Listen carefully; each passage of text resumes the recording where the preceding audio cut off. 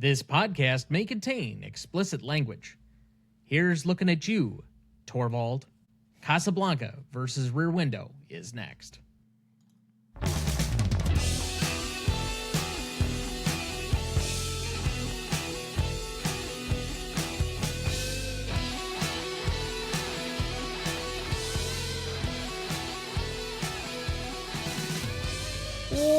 Welcome to the Greatest Movie of All Time podcast, the show that uses a unique rating style to redefine what the greatest movies are. I'm Tom Duncan.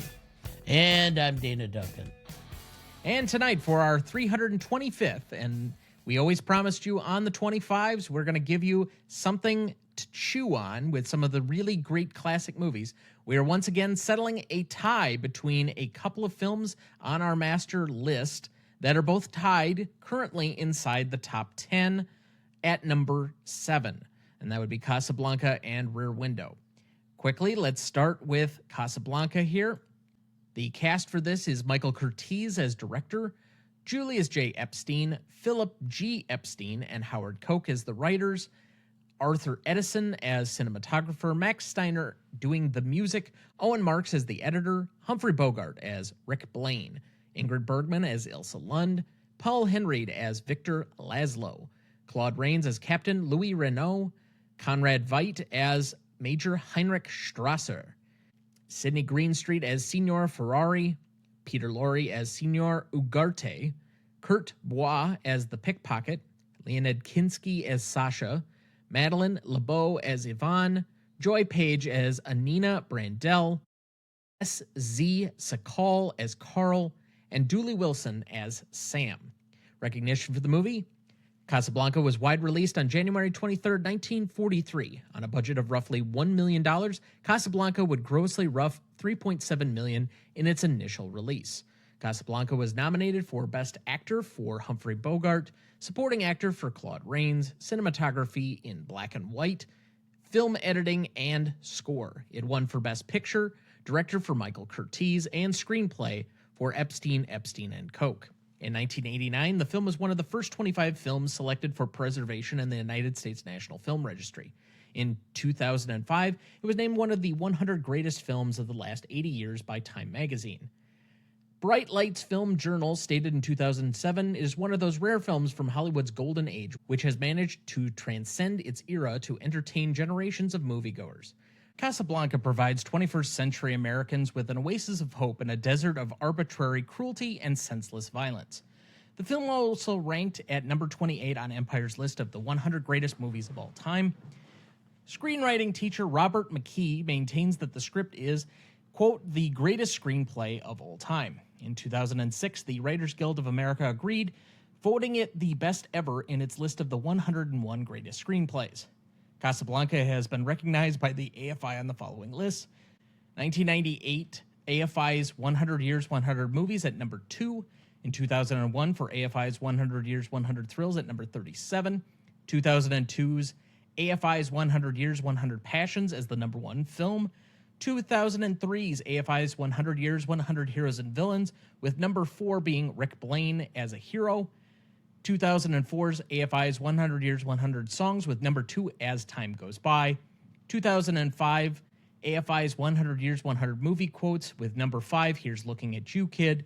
Number 20, Louis, I Think This Is the Beginning of a Beautiful Friendship. 28, Play It, Sam, Play As Time Goes By. 32, Round Up the Usual Suspects. 43, Will Always Have Paris. Number 67, of all the gin joints in all the towns in all the world, she walks into mine. These 6 lines were the most of any, with Gone with the Wind and The Wizard of Oz tied for second with 3 apiece. Also nominated for the list was Ilsa, I'm no good at being noble, but it doesn't take much to see that the problems of 3 little people don't amount to a hill of beans in this crazy world. AFI's 2006 list of 100 Years, 100 Cheers at number 32, and 2007 AFI's 100 Years, 100 Movies 10th Anniversary Edition at number 3. It currently holds a 99% among critics on Rotten Tomatoes, a 100 score on Metacritic, and a 4.3 out of 5 on Letterboxd. Quickly, the plot summary for Casablanca is: In the exotic melting pot of Casablanca during World War II, Rick Blaine, Humphrey Bogart, a jaded and enigmatic American patriot, runs a swanky nightclub that attracts a colorful cast of characters seeking refuge from the chaos of war. When a mysterious and beautiful woman from his past, Ilsa Lund, Ingrid Bergman, walks into his club with her husband, resistance leader Victor Laszlo, Paul Henreid, Rick's life takes an unexpected turn. As the flames of romance reignite, Rick finds himself torn between personal desire and a higher sense of duty, forcing him to navigate a treacherous web of loyalty, love, and sacrifice. All right. So with that out of the way, we'll discuss Casablanca first before we get to Rear Window. What do you remember about our discussions about this movie previously? It's difficult. I mean, we did it 3 different times, so they all That's kind correct. of blend together. I don't know. A lot of times it was you thinking that I was trying to pigeonhole this into the greatest, but I still think it is probably one of the greatest films of all time. And I don't think it's arguable that it's one of the greatest, but you kept trying to engineer it to be the number 1 film. yeah, well, okay, whatever.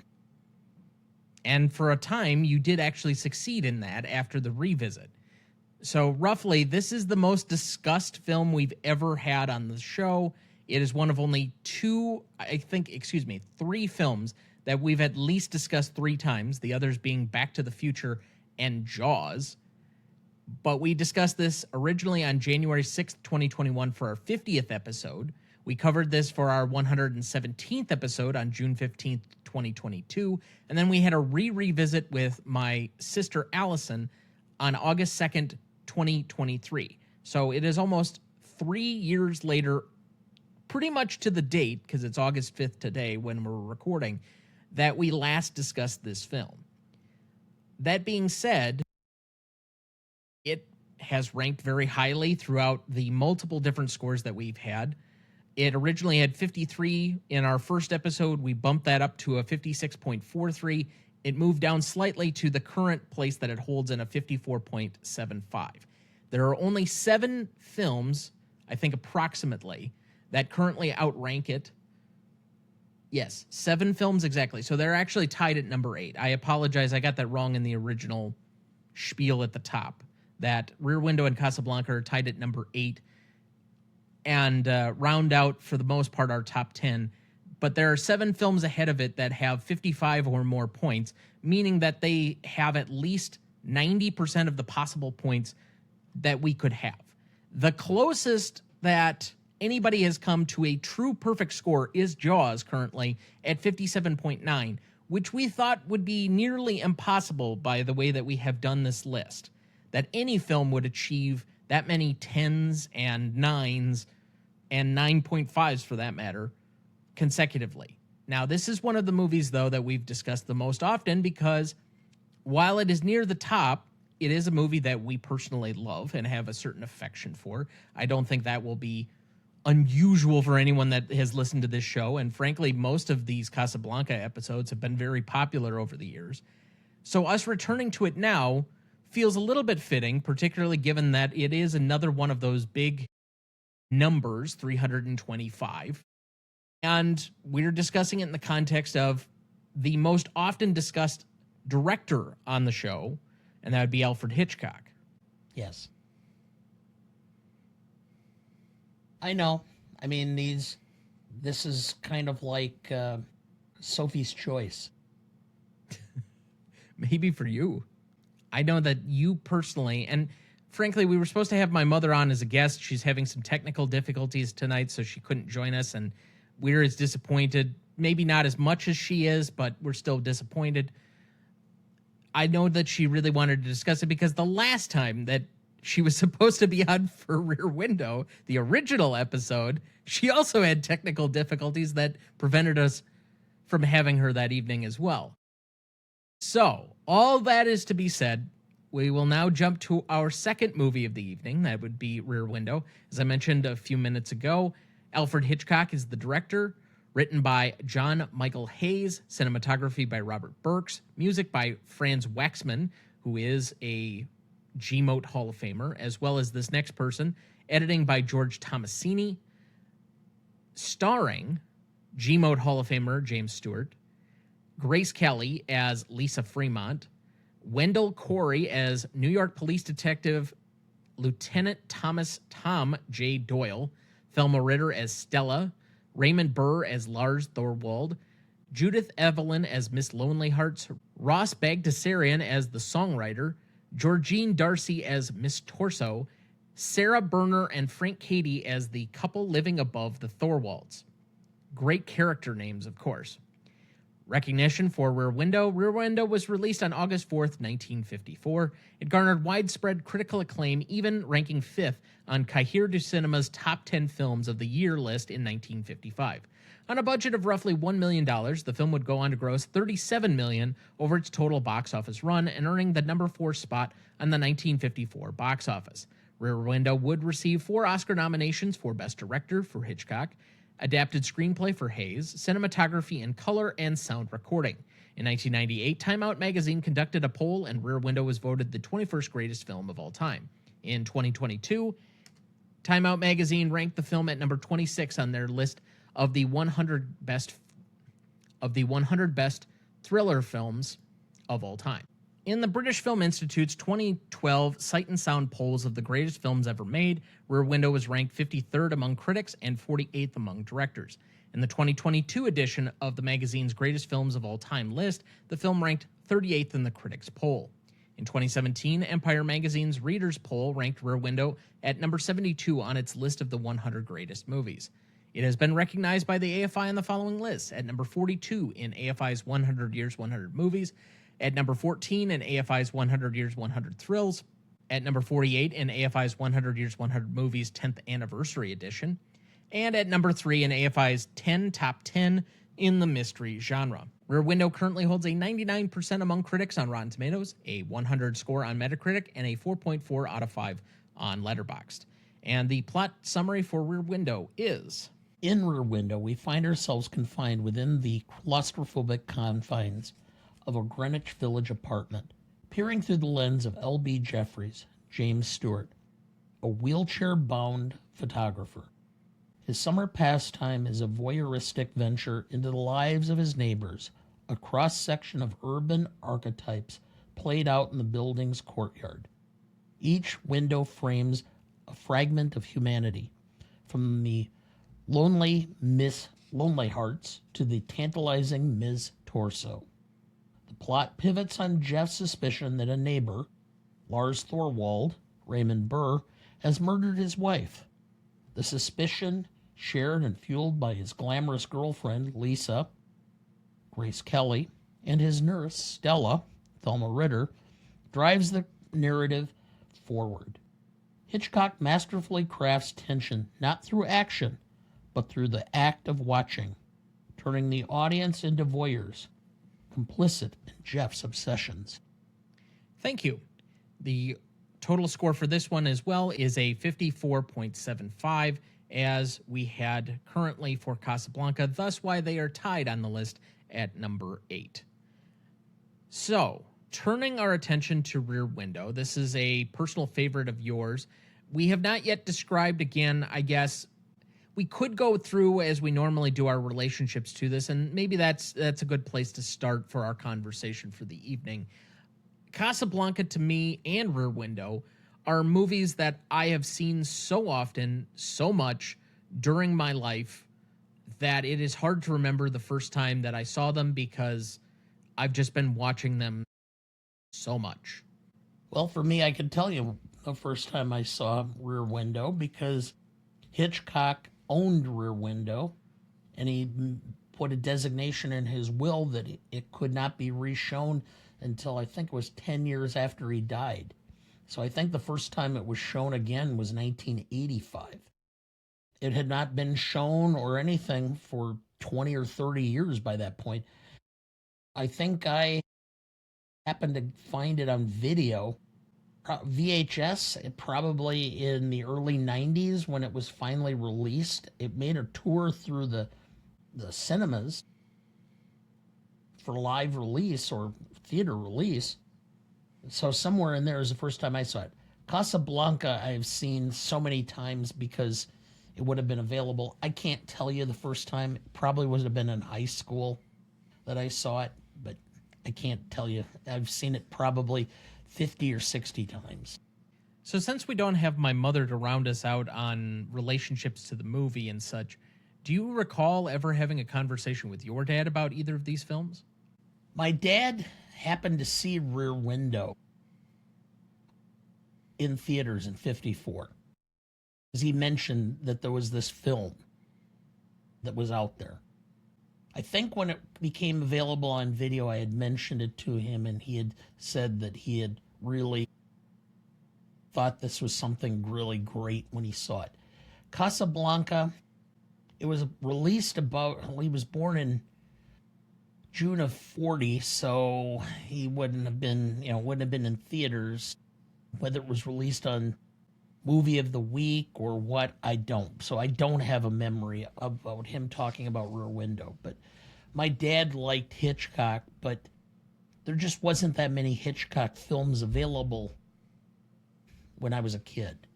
And I think that's hard to, I guess, grasp or understand in the modern film or cinema economy, given that streaming has given us access to just about everything through the history of film. Well, and there was no such thing as a Turner Classic or an AMC or an HBO. I mean, you just didn't have it. The best you got was... HBO has been around since the 70s, so when you were talking about watching these films, HBO did exist.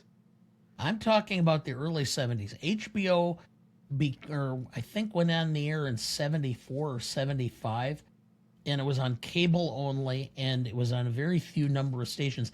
It didn't become a big deal until the early 80s. About 78, 79, it became significant, but it wasn't until the early 80s that it became the dominant force that it was. So you only saw these old films. Either it was the Late Show, which was usually the B films that were not very good, or films that nobody cared about, or if it was a big film, the networks would show them because each of the networks had a film of the week that they put on. I want to say ABC was Tuesday nights, and I think it was an NBC that was Sunday night.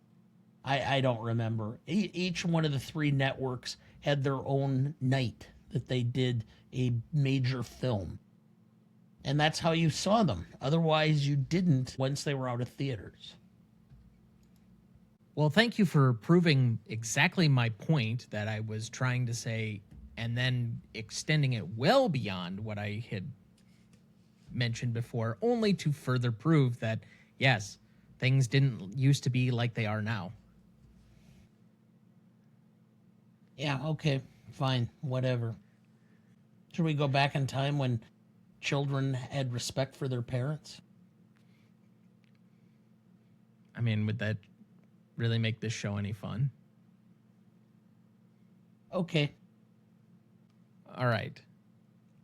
I'm going to ask this, and you may not have an answer for it. Why are these two...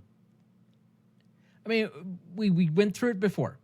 99% for each on Rotten Tomatoes. 100 score on Metacritic for both. One has a 4.4 and the other has a 4.3. Those are the general audience scores for all of this. They're within marginal points of each other. It seems like there are very few lists or rankings that separate these two, unless apparently it's the Sight and Sound poll, which doesn't even rank Casablanca. I don't get that one. But just further putting yet another nail in the Sight and Sound's coffin for why we don't think it should be one of the great cinema film lists ever. Yeah. But yes, but Jean Dielman is on. Yeah, okay. Is number one. Okay, whatever. that aside, that's not French, it's Belgian. Okay, whatever. Continue. But why are these two enduring classics? there are certain times that something is done where it is so good that it transcends multiple people's tastes, where it speaks to whole groups of people.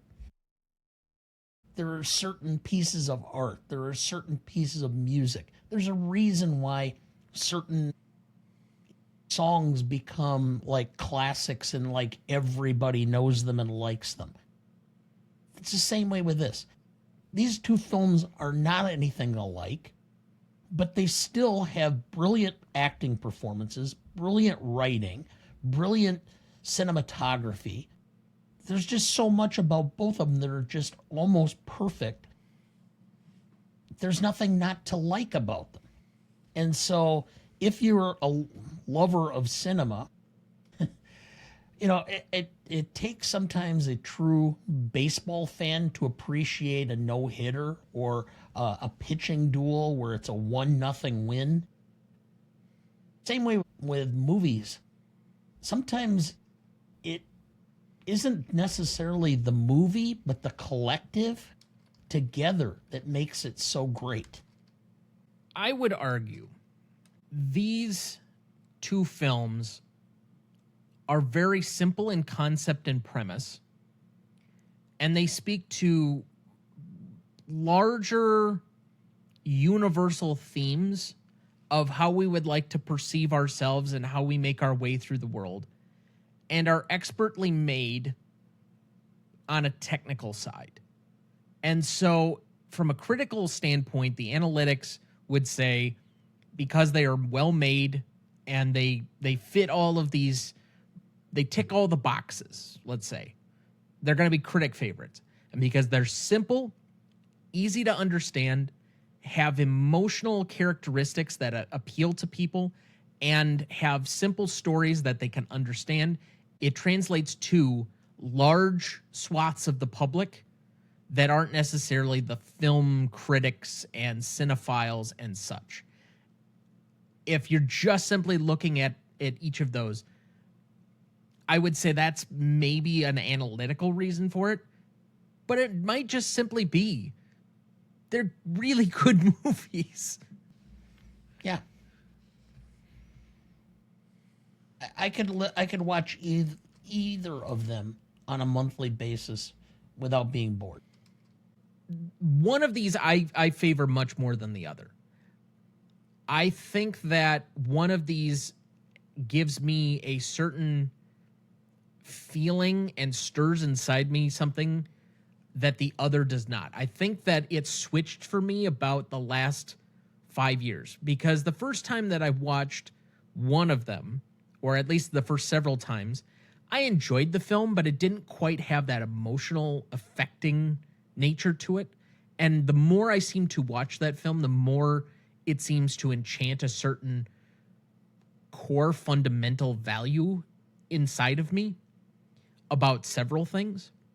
Whereas the other movie I've found to be, well, and I hate to put it this way, I've found to be getting more boring as time goes on. Like, I find it less and less enjoyable.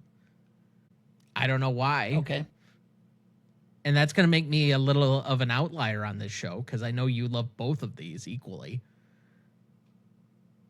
But yeah, I don't know where to take it from there.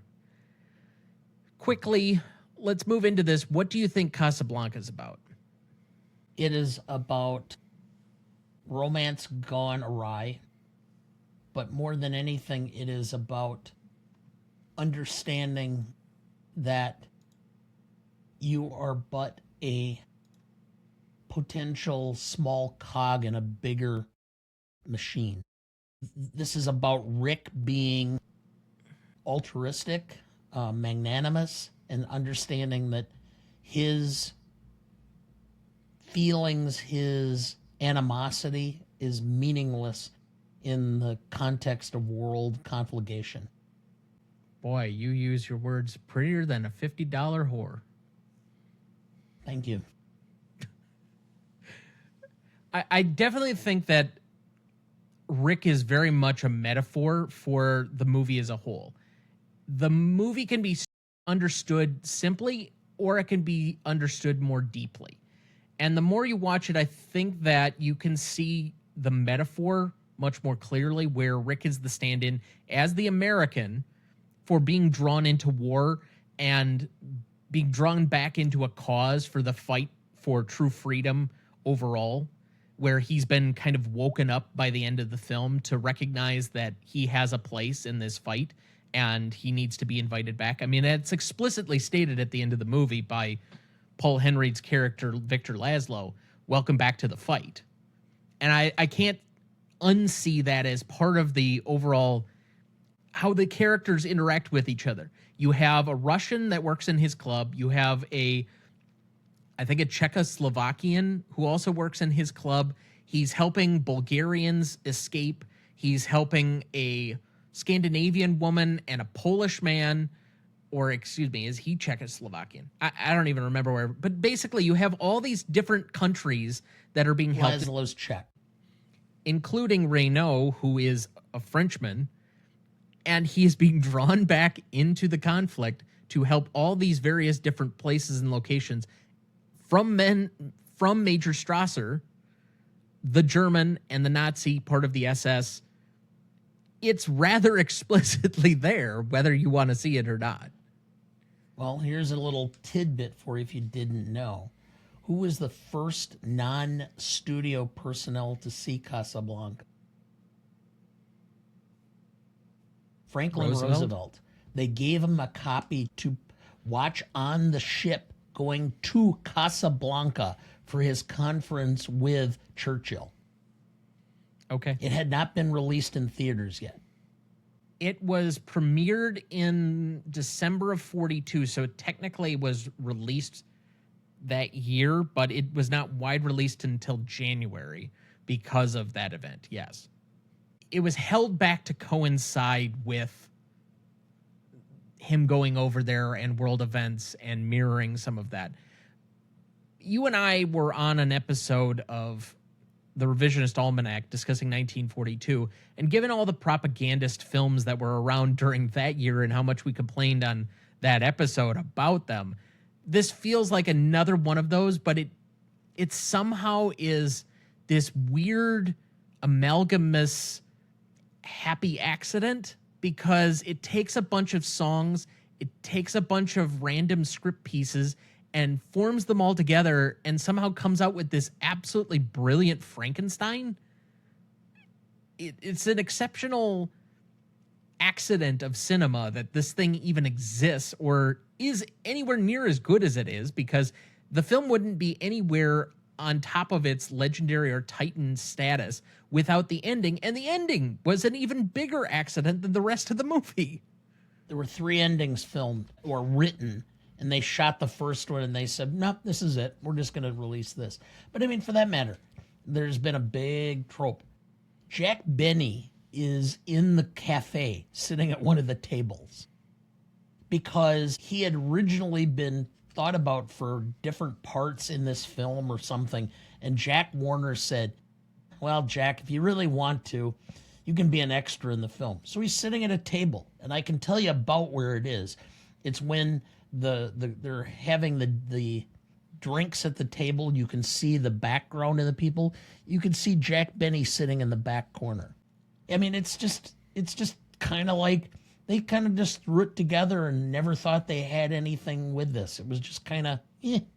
And watching a lot of film from that era, that very much sounds the way things had to be done. There were very few directors with that level of intentionality, and certainly Michael Curtiz was not known as like one of the great masters. And yet, by far, he comes up with one of these just absolutely random strokes of genius and art. Whereas on the other side, with Rear Window and Alfred Hitchcock, there is so much intentionality. There is so much micromanaging of the entire process of the filmmaking. Yeah. That it is in no degree any sort of accident, but rather the work of an intentional master working with other intentional masters. We have at least 4 GMOAT Hall of Famers in this film. We've only discussed it once, But we have the editor, the musician. I think we might have even had at one time, or at least I've looked up, the cinematographer for inclusion, Alfred Hitchcock himself, and James Stewart. When you have that many good people working together, it is no happy accident. We got to be pretty close for Grace Kelly, don't we? No. We've We done have two. We need 4 or 3? 5. 5. Oh, To Catch a Thief and Sabrina. Yes. I'm trying to remember what Excuse other me, we've films done she did. 3 for her. I forgot that she did High Noon. Yes. By the way, this might be the wrong time to bring it up, but I do have an actress nominee. Who? Do you want to do this now? We'll do the... We got a little extra time given that we don't have All right. Mom here. So let's skip around a little bit, and we'll take a temporary pause because, and this is ironic, I already mentioned that George Tomasini was in the GMOAT Hall of Fame. I forgot to mention that I haven't nominated him yet, but he's done such films as, and this is going to be in the category of editor, The Birds, Psycho, North by Northwest, Vertigo, The Man Who Knew Too Much, Rear Window, and Stalag 17. Okay. In. Okay. Now, this is the more important one for you. This actress has been the lead in at least 5 movies that we've covered. Well, I take that back. She's been a secondary character in 2 of the ones that we did, but her career spans 50 years at this point. Alien, Aliens, Wall-E, Avatar, and Ghostbusters, Sigourney Weaver. Wow. Yeah. Okay. We haven't done. Yeah. Okay. Yes. All right. Yeah. In. I figured. I don't know why that occurred to me around the time that we did Aliens a few weeks ago, but yeah. So she will be our first actress inclusion. So you can finally stop worrying about that you've rejected.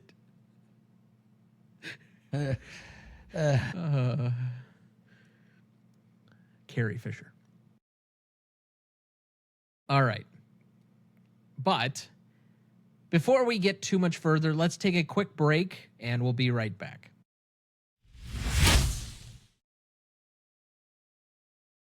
Before we jump back into the episode, next week for our 326th episode, we discuss Notorious from 1946, celebrating its 80th anniversary. Directed by Alfred Hitchcock, written by Ben Hecht, cinematography by Ted Tetzlaff, music by Roy Webb, edited by Theron Worth, starring Cary Grant, Ingrid Bergman, and Claude Rains. You won't want to miss that one, so watch ahead of the show by searching the Real Good app to find where it's streaming for you. That's REELGOOD. One of my favorites. Never seen it. Great. Claude Rains alone is worth the price of admission. I think that's going to be the 3rd different film for Claude Rains. He did Mr. Smith, obviously Casablanca, and then that one. I can't think of too many other ones that he's been in that we would have discussed, but that would be a nice addition to the overall GMOAT list at some point. Let's see here. Now Voyager, which we visited in the 1942 movie, but we didn't get overall. The Adventures of Robin Hood has a possibility that we'd get to it at some point. Just trying to look what else might even be available here. The Invisible Man. I suppose. Oh, I forgot he was in Lawrence of Arabia. So we'll definitely cover that. It's possible yet. King's Row. Yeah, we're probably not going to cover that one, though. Anyway, because we're without a guest, we'll just move right into it. And for tonight, since we are breaking our tie, if you were not here a few months ago when we last broke a tie, we're just going to kind of go through each of the categories and we're going to talk about each movie as it relates to that category. Which one is better? Given that these are tied, you think we'll probably be splitting hairs, but let's start with legacy. The legacy of the film, approximately 5 years after it came out to today. For Casablanca, that's 1947 to now. And for Rear Window, that's roughly 1959 to now. What is the legacy of these two films as stacked and compared against each other? Did you say 59? Yeah, 1954, 5 years, 1959. Okay. All right. Sorry, I misunderstood what you said. That's why I do the math around here.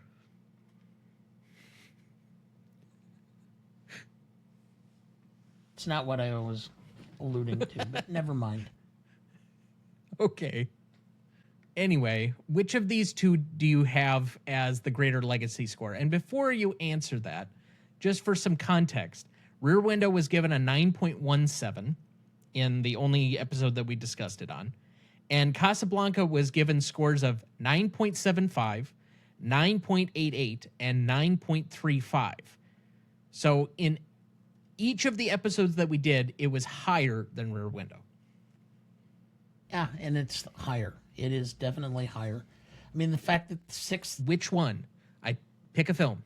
Casablanca is higher. Okay. Six of the lines are absolutely in ultimate memory. It cemented Bogart as a leading man and kind of really got him going. If not, I think the only reason that, especially after next week when we watch Notorious, that Ingrid Bergman's career did not continue on is simply because of her affair with Roberto Rossellini, where Isabella was conceived. She would have had a huge career in Hollywood, but she was ostracized. So I think it has the greater impact overall. I think Rear Window is taken aback a little bit by the fact that it was not made readily available for television and for network movies for decades. Let me play a little bit of devil's advocate here, because you're talking about that Rear Window has been widely available in either VHS, DVD, or whatever for about 40 years at this point. And when we did our internal office poll, the hands that went up were roughly similar, but I think I saw a few more for Casablanca. What I will say, we normally divide this category, for anybody who's normally listening to the show, between industry and audience. I think if you ask the wider industry, Rear Window is considered the greater film because of the technical expertise and the intentionality of a great master making one of his best films. If you ask the general director, technician, actor, what are Hitchcock's 5 greatest films, Rear Window is almost certainly going to be on it. And I think that's why it's included among the Sight and Sound poll, but not necessarily that Casablanca is included on that. Because the Sight and Sound poll is made up of, I want to say at this point, like 18,000 different critics and other people that are submitting lists and various things for that particular ranking. They're from all over the world. I think Casablanca is a bigger movie to Americans than it is internationally. And that's the only thing that holds me back from placing it above. Like, again, we're splitting hairs. To me, if it were just me subjectively saying, I think Casablanca is the greater movie, but I think there's at least some arguments to put Rear Window ahead of it. I understand your points, but I just... It is a very fine line, but I still think Casablanca is going to win that category. I played the devil's advocate. I made the points. Ultimately, subjectively, I agree with you, but I think at least it needed some consideration. All right, so on the first category here, we're going to have Casablanca 1 and Rear Window number 2. Now, in impact and significance, this is normally a similar measurement. Industry and audience, split the category, but we're usually adjusting to the 5 years in which it came out or shortly thereafter. So 1942, 1943 to 47, 48. and 54 to 59, what is the higher level of impact and significance? This one is a much closer race, in my opinion, than Legacy, because both were financially successful. One film got a lot of critical praise, would win Best Picture, although, to be fair, it was before they had a lot of international influence, so it was a very Americanized award. The other is one of the rare circumstances that Alfred Hitchcock was actually nominated for Best Director, and it garnered at least several nominations, which was unusual for Hitchcock because he was seen as being a much more popular director and therefore not worthy of the Academy's standards. Yes. But if you're talking about star quality and such, what Maltese Falcon did for Bogart, Casablanca kicked the door down for him being that generation's star. You said Ingrid Bergman. Ingrid Bergman, within 5 years, I think wins at least one, if not both of her Oscars. I might have that right. I know Gaslight is within the 5 years, but I don't recall what the other, was it for The Bells of St. Mary's? I think so. So then I think that is, yeah, I think she wins back to back, if I recall right. Oscars within 5 years after this movie. Michael Curtiz, he doesn't go on to do anything major, but like, he's there. Claude Rains had already established himself as a star, whereas Rear Window, you have the very brief career of Grace Kelly leading into what her final movie would be, which was with Alfred Hitchcock. James Stewart is already James Stewart by this point, but he is that exceeding leading man. Hitchcock puts himself at the front end of what is to be one of the great directorial runs of all time, from roughly Rear Window and Dial M for Murder through The Birds in 63, roughly a 9-year, 10-year window for him. You can go 1 year earlier with Strangers on a Train. Strangers on a Train is 51. I thought it was 50. It's a couple years. I thought it was 52. No, it's 51. But even so, not to say that Hitchcock hadn't made good movies to that point, but I think if you're talking about where he's at his peak, the run from Rear Window to The Birds, with the exception of The Trouble with Harry, are some of his most famous and notable films. Rear Window, Dial M for Murder, To Catch a Thief, The Man Who Knew Too Much, Vertigo, North by Northwest, Psycho, The Birds. I mean, it's a murderer's row of his best films, pretty much all significantly right back to back to back. So you have to consider that Rear Window, Dial M is being made at the exact same time. To Catch a Thief is coming out very shortly. He's got Vertigo, which at least at one point is #1 on the Sight and Sound poll and has been in the top 5 a couple of times. And then what we have is the #1 Hitchcock film on the list in North by Northwest, all within that 5-year period. So there's a lot to consider and unpack in here. If I were to maybe, boy, it's so splitting hairs. I have Rear Window. I thought about it. I have to do it because of just the sheer fact of Hitchcock and the run. The financial success and viability and the popular success of that thereof probably puts it a little bit higher, because even international critics loved this movie in a way that the Oscars never really captured for. Yeah.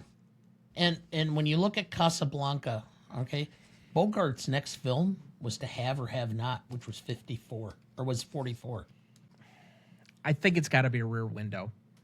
Casablanca was made for $1 million, and it makes 3.7. It wins the Oscar. It establishes Bogart as the star.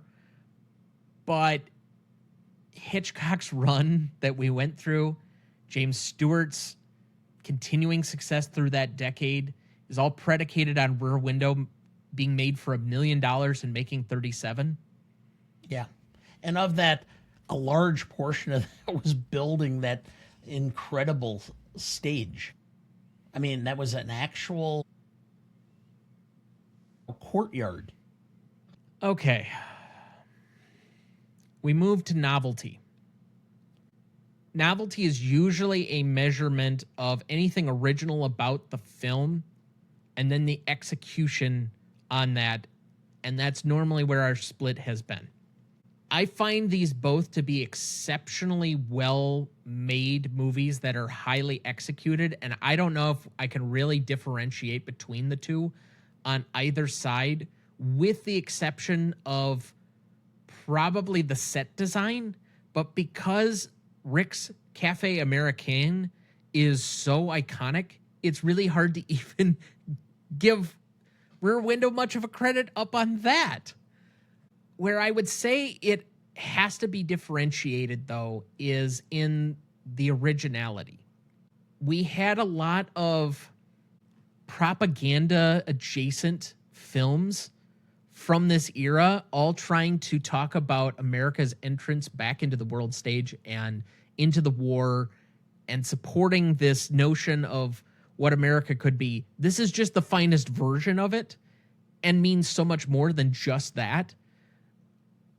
But you're talking about a movie in Rear Window that, as far as a premise and a concept, is so unusually smart yet simple that it feels unicorn-like. And I know that Hitchcock, I believe, was borrowing from some other international films, and he was borrowing some tropes.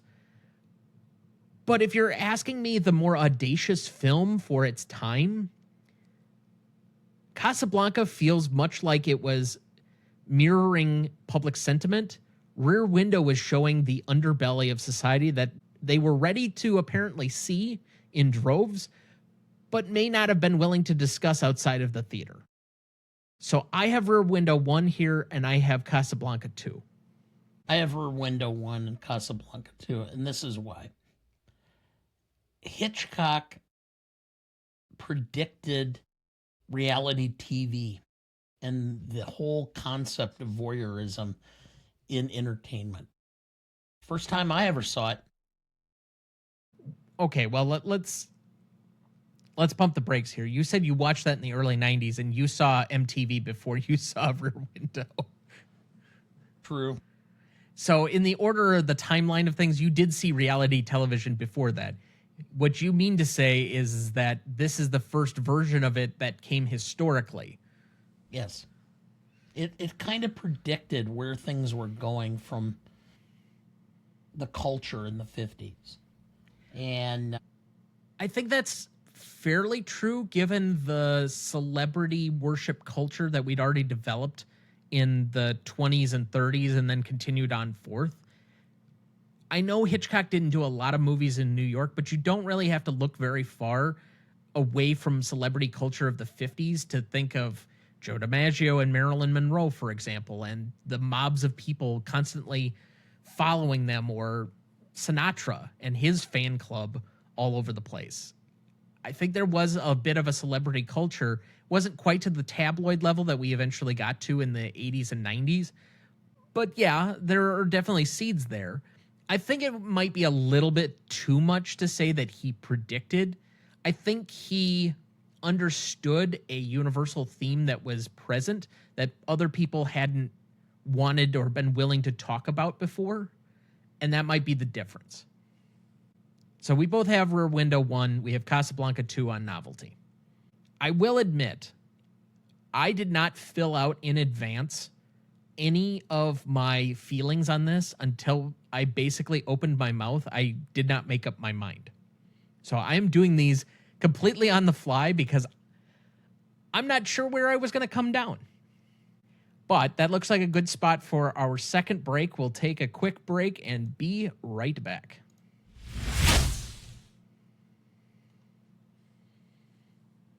Before we jump back into the episode, and before we get to the Stanley rubric in a minute, if you're ever curious about our Master Greatest Movies of All Time list that has every graded movie we've ever discussed on the show, there's a link in the episode description of every episode of this show, or you can go to RonnieDuncanStudios.com and find it as the top entry on the Greatest Movie of All Time podcast show page that has the grades we've done so far for all 292 movies we've graded, and we continue to add more each week. Make sure to check that out as we go and follow along. Dad, do we have anyone to remember this week? Yes.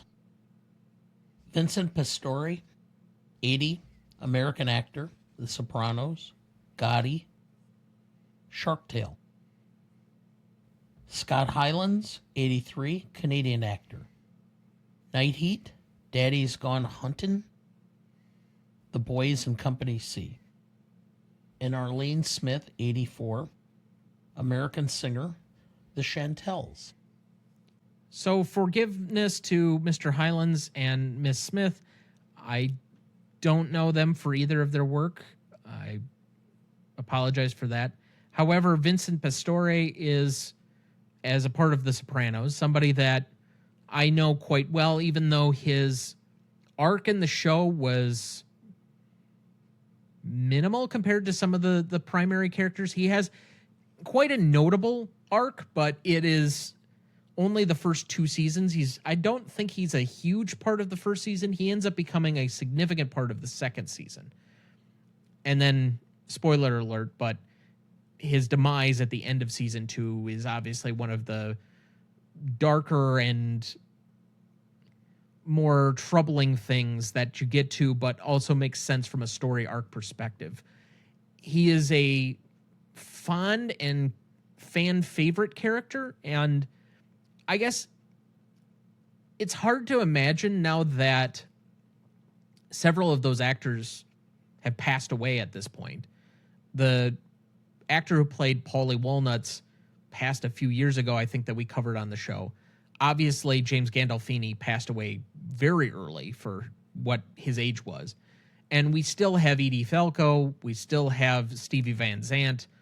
But for a show that's been off the air for almost 20 years at this point, it's hard to think of that these people who lived with us for however long, and now because they've been in streaming and we've had HBO and HBO Go, HBO Max, that these characters or these actors aren't around with us anymore because they were just so a part of our TV going. And especially if you've rewatched The Sopranos multiple times like I have, I know most people that were fans of the show have at this point, it's just hard to think or fathom them not being with us. And yet you still in the back of your mind know that they're not. And so we fondly remember these here for their contributions with a moment of silence in their honor.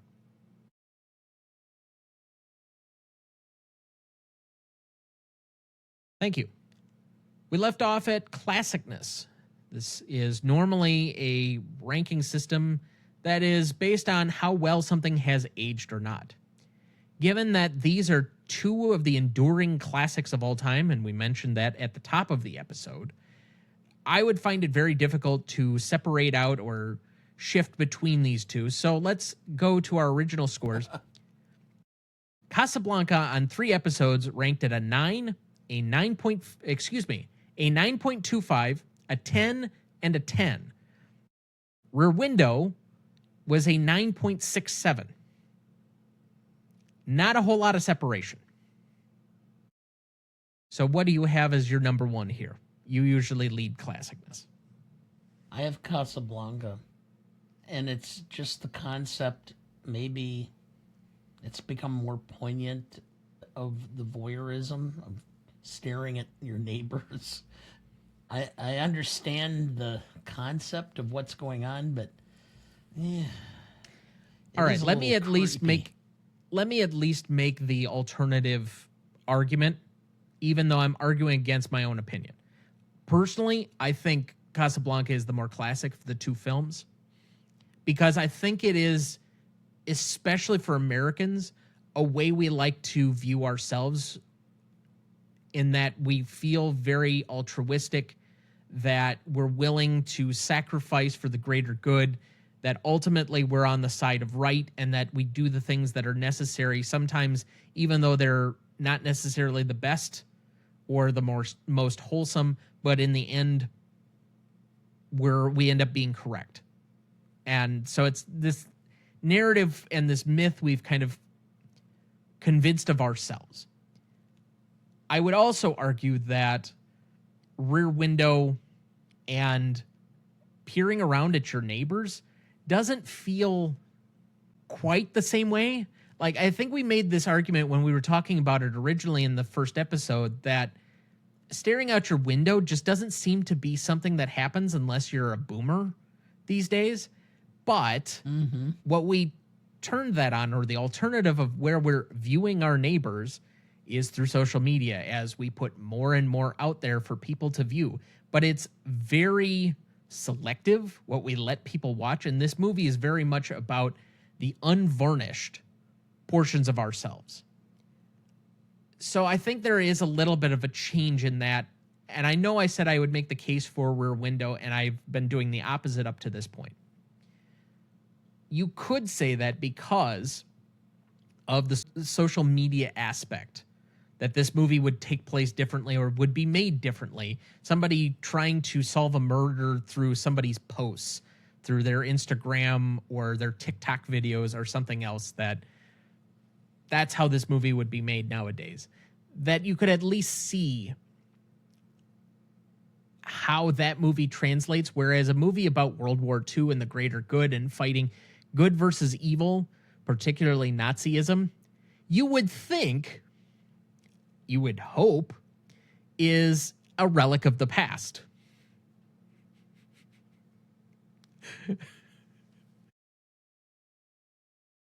I'm still not making a good case. I guess I'm just stuck at no. It's Casablanca 1. I think if I would have predicted early on, I think I would have said Rear Window 1 as opposed to Casablanca. But the more we talked about it, I think I've talked myself into it even, where I don't think it's particularly close. All right. Finally, at least for our purposes, the last category that we get to decide on, rewatchability. To me, it's not close. I don't know why. I keep finding Rear Window to be more and more predictable and boring as years have gone by. And so for me, I've started to connect emotionally much more with Casablanca over the last 5 years than I did before that. I can't put a finger on it exactly as to why. But as a result, for me, Casablanca's 1, Rear Window's 2. Do you agree or disagree? And not necessarily that you have to agree with my opinion, but rather just the order. Boy, see, this one was the hardest category for me because I could watch either of them. I know. I always knew this category was going to be tougher for you, which is why I started it and tried to put my baseline out there.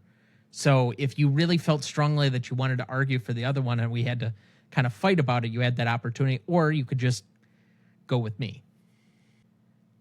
Boy, here's the thing. The entire ranking and who wins the tiebreaker comes down to this. Each category each movie has 2 categories thus far. We already know, you and I, who wins the audience rankings. So depending on which one you pick here...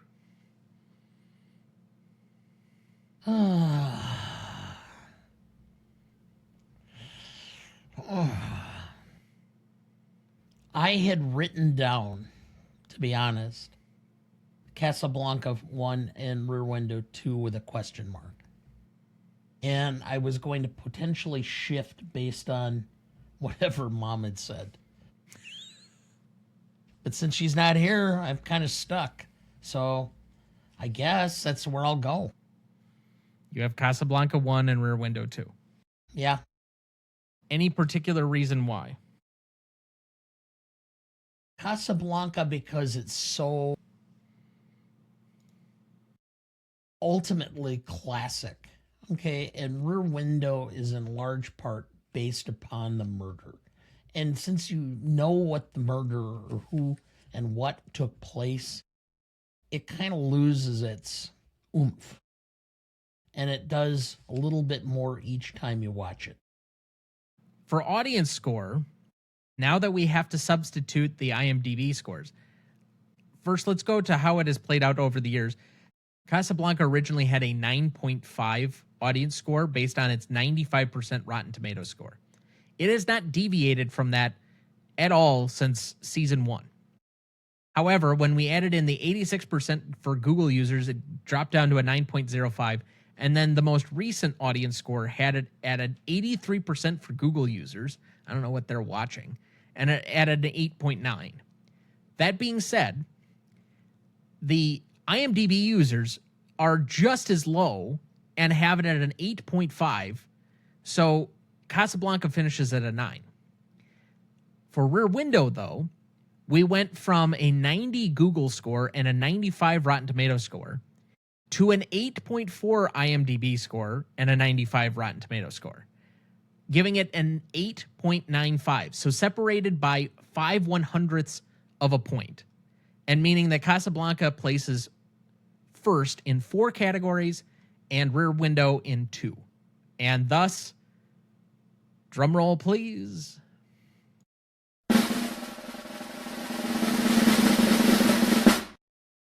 Casablanca wins the tiebreaker. Yep. This is about as thin as a piece of paper. So that means Casablanca is number 8, Rear Window is number 9, and we're going to have to live with that. And if you were to talk to Sir Alfred, if he would find out that one of his films was that close to Casablanca, I think he'd be proud. So obviously there are no remaining questions for either film, and like all of the other stuffing and cilantro we put on most of our discussions for these movies, if you want any of our Casablanca conversations, our entire back catalog is available to you. You just basically need to go into the show page on Spotify or Apple or whatever and search Casablanca, and you can find the other 3 times we discussed it. And I'm sure at some point we'll probably revisit Rear Window, thus making this tiebreaker completely futile, useless, flaccid. Yeah. But that being said, I'm sure we're going to try for a 3rd time to have my mother on to discuss that and hope that she doesn't have technical difficulties. Maybe one of these times. But all things told, we'll just jump right into final thoughts for the week. Well, and a little bit of taken aback because when we're filming or recording this, tomorrow happens to be our 38th anniversary, so I feel a little bad. I will be stopping off at the convenience store for a couple of pints of Ben and Jerry's to take home and share. Because, of course, nothing says togetherness more than... I want to get fat with you? Well, ice cream from a couple of flaming liberals. Yeah, sure. Nice. Otherwise, First Watch Rewatch did choose its 3rd season, and what we're going to do for those of you that are not in our Discord community as Cinema Legacy poll participants, we did decide to go with Dexter. So that will be coming up. First season? First season. She has not seen it before. I told her at least the first season is a bit puzzle box-like, which is something that Sarah really enjoys. I'm excited to go back to it for the first time in several years. You never finished that first season. And I know you said on last week's episode that you saw a couple of episodes of The Trinity Killer. I think you saw a couple of scenes that I was watching, but I don't know if you saw a couple of episodes of that. But either way, it's something to go back to, and I'm hoping that since this is a show that more people have seen, such as our guest last week in Kieran, that we might have some other guest personalities come onto the show to discuss that with us. But we'll see what we might have in store. We do have this next week off from that show, and then we'll be starting that up because we normally take a gap week in between, especially with school starting up and things going on for my co-host. I wanted to give her a little bit of space to, make stuff work in her life, especially given, well, I won't reveal that there's a problem with her living situation at the moment that involves a water main. And that's all I'll say. Oh. Yeah. But Okay. that being said, we have coming up in the next few weeks Notorious. And then we have La La Land, Arrival, and Training Day Revisited. So we have some interesting stuff still coming up here. We get to A Streetcar Named Desire in early September, Zoolander, and That Thing You Do before the last of my 3 favorite films that we have yet to discuss on the show, The Departed, which will be the 20th anniversary for that. The feeling in my forearm might be back by then. Yeah, you might have to reveal the reason why, but... I figured I would. But regardless, that looks like a good stopping point for this week. Thank you for listening. I do wish we could chat longer, but I'm having an old friend for dinner. Next week, for our 326th episode, we discuss Notorious from 1946, celebrating its 70th anniversary. Directed by Alfred Hitchcock, written by Ben Hecht, cinematography by Ted Tetzlaff, music by Roy Webb, edited by Theron Worth, starring Cary Grant, Ingrid Bergman, and Claude Rains. You won't want to miss that one, so watch ahead of the show by searching the Real Good app to find where it's streaming for you. That's REELGOOD. Please like, follow, rate, and review, or whatever on whichever platform you have so that more can join in our fun. You can also email the show at RonnieDuncanStudios.com or greatestalltimemoviepodcast@gmail.com, or find us on YouTube, Instagram, Twitter, Letterboxd, Blue Sky, Threads, or TikTok at the handle @GMOAT Podcast. The Greatest Movie of All Time is a production of Ronnie Duncan Studios. Our show is mixed, edited, and written by Thomas Duncan. Our music is thanks to Purple Planet Music. Our distributor is Captivate FM. Our technical provider is Riverside FM.